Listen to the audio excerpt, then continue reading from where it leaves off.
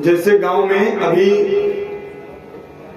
खुले जीव जंतु हैं, अभी आप कोई वृक्ष लगा दीजिए छोटा सा पौधा, तो आकर के बकरियां उसको चल लेती हैं, वह समाप्त हो जाता है। लेकिन जब हम उसी की पूरी सुरक्षा व्यवस्था कर देते हैं तो उस वृक्ष के लिए क्या करते हैं, हम चारों तरफ से बाउंड्री वाल लगा देते हैं या लोहे की जाली को ला करके लगा देते हैं। उससे क्या हो जाता है, वृक्ष की सुरक्षा हो जाती है। लेकिन हम जब दीक्षा लेकर के आते हैं, इतना बड़ा कार्य करके जब आते हैं, तो हम दीक्षा ग्रहण करके आए, अभी वह हमारे अंदर पौधा जो है लगा ही है, लेकिन उसकी सुरक्षा और व्यवस्था हम नहीं करते हैं। क्या होता है, जब हम संसारियों के बीच में बैठते हैं तो वह कुतर्क की कैंची से उस वृक्ष को जो है काट डालते हैं कि भैया भजन क्या करोगे, इससे क्या होता है। फिर वह पौधा भी बड़ा नहीं हो पाया है, क्योंकि पौधा तब तक अब उसमें जल सिंचन का कार्य आपको करना है। अर्थात गुरुदेव भगवान ने बताया कि आप जो है 2 माला 5 माला जैसी आपकी व्यवस्था हो, उस प्रकार से आप भगवान का यजन करते रहे, भजन करते रहे, अर्थात उसका सिंचन करना हुआ। हम जो है जो उसमें समय लगा रहे हैं, भगवान को नाम को जप रहे हैं, हम जल उसको प्रदान कर रहे हैं। लेकिन अब जल तो प्रदान कर रहे हैं, तब तक हमको जल प्रदान करना है जब तक उसकी जो जड़ है वह जमीन से स्वयं जो है अपना आहार ना लेने लग जाए। भजन हमको तब तक करने का प्रयास करना है जब तक कि स्वतः भजन ना होने लग जाए।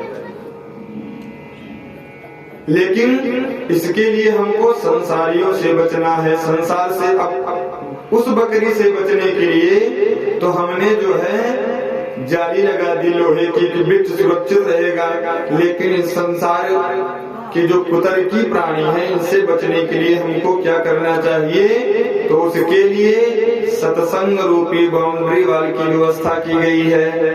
हम सत्संग में रहें, सत्संग निरंतर करते रहें और जाने कि सत्य क्या है और असत्य क्या है, तर्क क्या है, कुतर्क क्या है।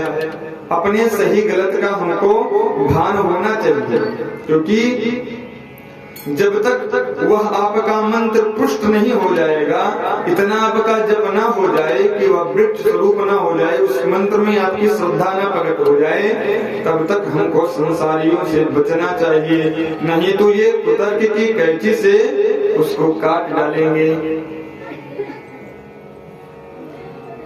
तो गुरुदेव भगवान क्या करते हैं, मंत्र दे करके हमको गुरु ब्रह्मा मंत्र का सृजन करते हैं। उसके बाद विष्णु रूप में आकर के उसका पालन करते हैं। कैसे, अपनी कृपा में दृष्टि के अंतर्गत रख करके जीव को चलाते हैं गुरुदेव भगवान। और संहार क्या करते हैं, जब वह मंत्र पुष्ट हो जाता है तो वह हमारे अंदर के समस्त अंधकार को समाप्त कर देते हैं। वह शिव रूप में आकर के जब हमारे अंधकार का, हमारे अज्ञान का अंत कर देते हैं, तो इसीलिए उनको कहा गया है कि गुरुर् ब्रह्मा गुरुर्विष्णु गुरुदेव महेश्वरः गुरु साक्षात् परब्रह्म तस्मै श्री गुरवे नमः। ऐसे गुरुदेव भगवान ही आज परीक्षित जी को प्राप्त हुए हैं, जो गंगा के तट पर परीक्षित जी को कथा सुना रहे हैं, कथा सुधा का पान करा रहे हैं, भगवान की लीलाओं का रसास्वादन करा रहे हैं।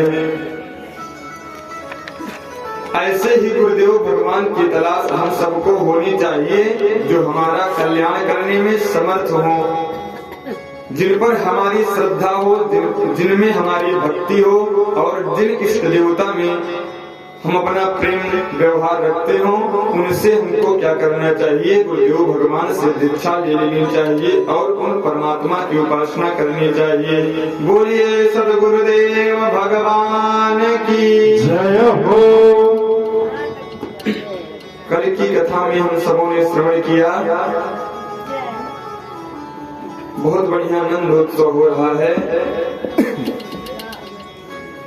नंद जी के यहाँ सभी लोग बधाइयाँ इत्यादि गा रहे हैं। खूब सुंदर वातावरण है, खुशी का माहौल बना हुआ है, एकदम सब जम करके खूब नाच गाने कर रहे हैं। दो पंक्ति में हमारे व्यास जी उस बात को बता रहे हैं, आप लोग बड़े प्रेम से श्रवण कीजिए, फिर हम सब कथा के पीछे चलते हैं। लल्ला जन्म सुलियाई यशोदा मैया